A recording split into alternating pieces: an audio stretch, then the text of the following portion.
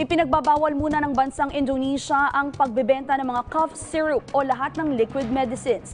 Kasunod ng pagkamatay ng maraming bata at ang pagtaas ng kaso ng acute kidney injuries. Ayon kay Health Ministry spokesperson Muhammad Syaril, iniimbestigahan na nila ang hindi rehistradong medical syrups na hinihinalang may toxic ingredients. Kasama na rito ang pagkamatay ng 79 na bata at ang 206 na kaso ng acute kidney injuries. Karamihan sa mga batang nasawi ay may nasa edad 6 na taon pababa. Una nang ipinagbawal ng World Health Organization ang cough syrup na gawa sa India dahil sa pagkasawi ng 70 bata sa Gambia, Africa.